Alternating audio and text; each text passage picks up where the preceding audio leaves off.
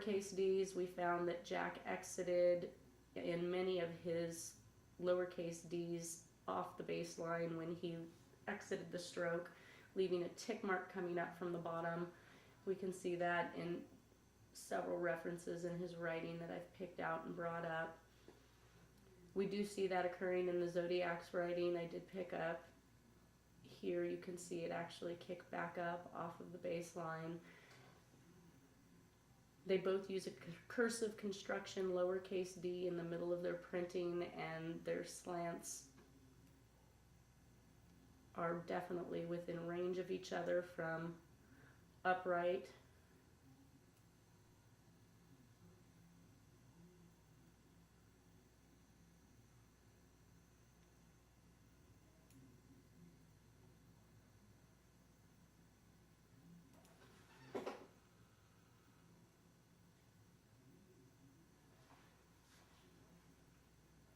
Capital letter E, we find that the space between the crossbars and the slant of the stem on the left side is identical and consistent between the two of these authors.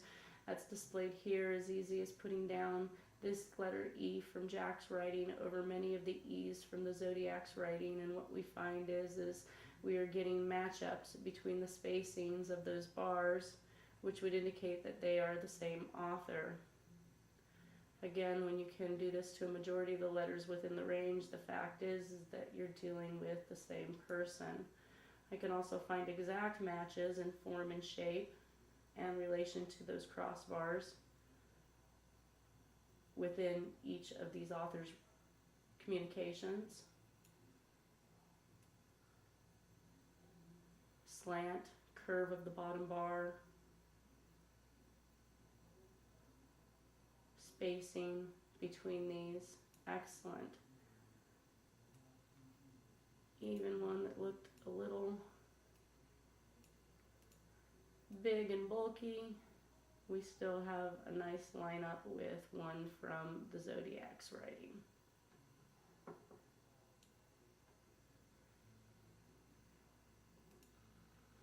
Lowercase e's, Jack has a tendency not to complete the entire exit stroke of the E, so it makes it look like it's more just a top-heavy loop at the top and then a short tail at the bottom. Taking these and overlaying these over the top of the Zodiac E's, we find that the bowl is shaped the correct direction. It also stops at the same point as Jack's does. Another one over here, lines up beautifully.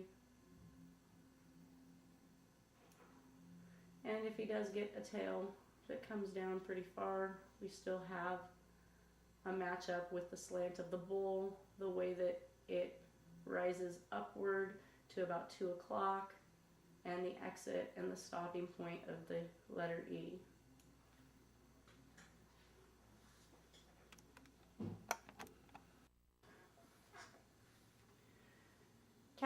Capital letter F, we're going to begin looking at some of these, and again the relation between the crossbars on the F and the slant of the F and how they line up with the Zodiac's F's. Here we'll take K86 and we'll lay that over the top of Q31, and what we see is we have a perfect lineup there. The bars, the slant of the stem. Can take K7 from up here down to Q19, and again the slant of the bars is dead on. The spacing between the top and the left, or top and bottom crossbars, again are spaced nice and perfect for this individual. We can take K9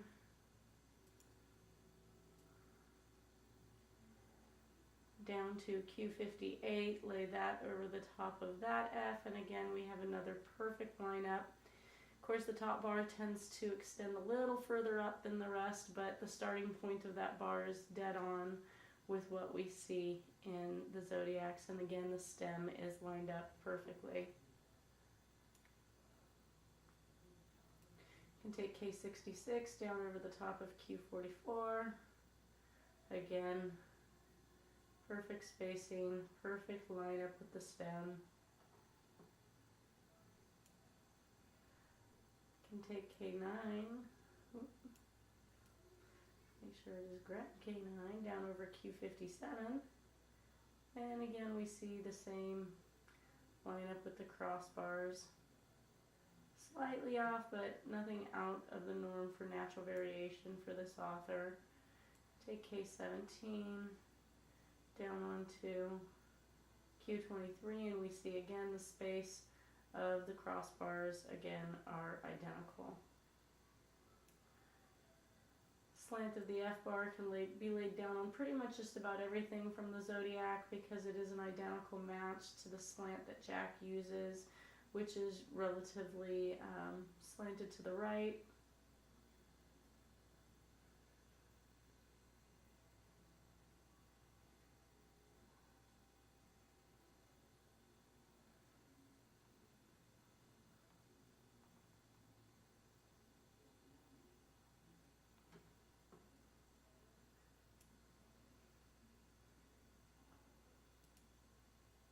Lowercase f's, what we see with Jack is a very curved S, or F, I'm sorry, looks kind of like an S, has the back end coming up off of the baseline. You can see this on many of his versions of F's throughout his writing where it actually exits back up and away. He also has a habit of forming F's, especially double F's, without any loops or tops, so they look more like T's.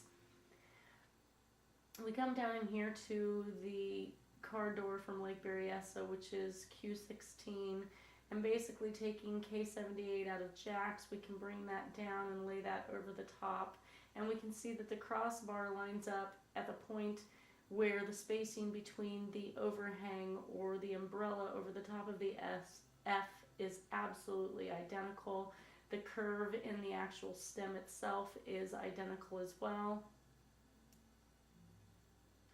We can take these double F's up here for spacing or for a lineup to determine whether or not they line up with other straight F's from the Zodiac, and in fact they do. They line up beautifully. The curvature, crossbars. Here's another one from the same communication. Lines up beautifully.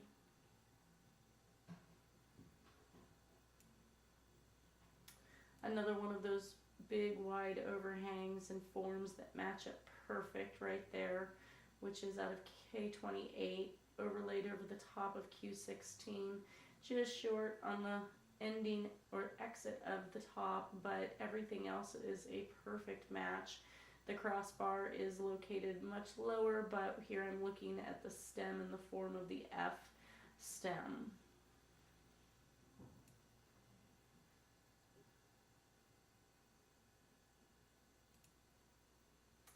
In our capital G's, we found everything from curled and curved inward exits to straight exits to back in and then straight back out. And then of course just straight in. All of them tend to carry this angular portion down here at the bottom of the G. We can see that in several of Jack's G's all the way across many writings. We also find that current in the Zodiac, and taking Q2, which was very similar to the form of K111 from Jack, and laying that over the top of the letter, we see that that fits in there beautifully. Perfect, right within range, the slant of the top, the exit of the crossbar in that G, all of it was beautiful.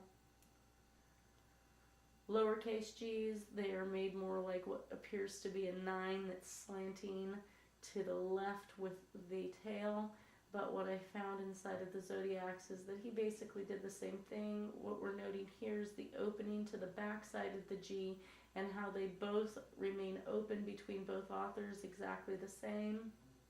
You can find that up here in Q8 as well. and down here in Q3 at the same time. And basically you see that the opening is in the same exact place. Now when it comes to the actual slant being a little off there, you can find many others with the leftward slant of the tail that matches up perfect. So we're seeing different elements at different times, but they are definitely the same author.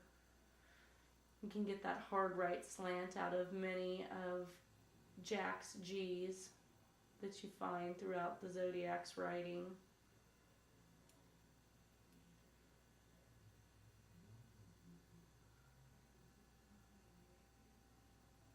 Same slant on that tail.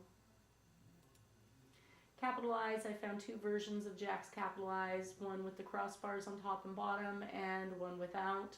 The one without shows a very similar resemblance in slant to that of the Zodiac when compared to the same type of eye that is not using the crossbars.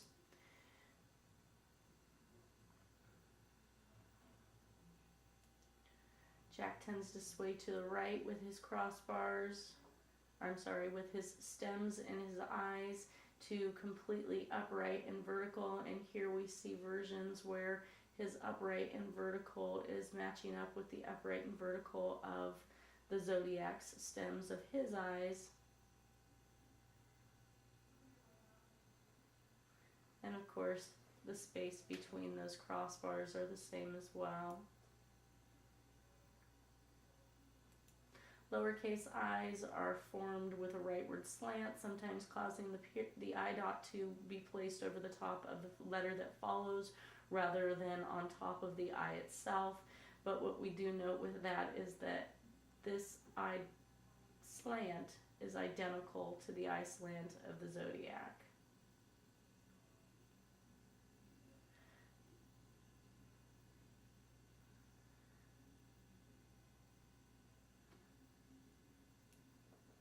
And we see sometimes the use of the very small stem of the I, which is similar between both authors as well. In the capital J's, Jack tends not to use a crossbar on his capital J's, but the Zodiac chose to do this in his, what he figured to be a disguise for his capital J's. However, he did leave behind one fatal flaw, which was a J without a cross top, which probably indicates that this is what that author was more than likely using in his normal writing, being we know that he was doing a good attempt of trying to disguise the rest of his writing. But I can pick this J up from the Zodiac and I can lay this down right over the top of Jack's J in the form. Everything, the curvature in the back of the J can be seen in many of Jack's J's.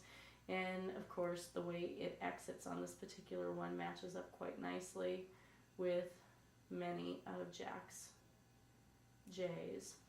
Lowercase J's, we find them from straight with no curve, say like this one here from Jack and this one here from the Zodiac. So both of them show the use or the habit of making a J, and the I dot in this one even lines up perfectly between the spacing from the I placement stem and where the dot was placed. It absolutely just lays right down on top of one another. Here's another one that just has a small hook at the bottom of it and leans to the right. We can see here with the Zodiac, again, the spacing between where the, well, maybe not so much the I dot in this place, but the slant of the actual J itself is pretty much dead on. We also have some of those hard right slants in these J's as well that can be found in the Zodiacs, and we can see that that is actually within Jack's range. These J's that are slanted to that degree fall in perfectly in line between Jack and the Zodiac.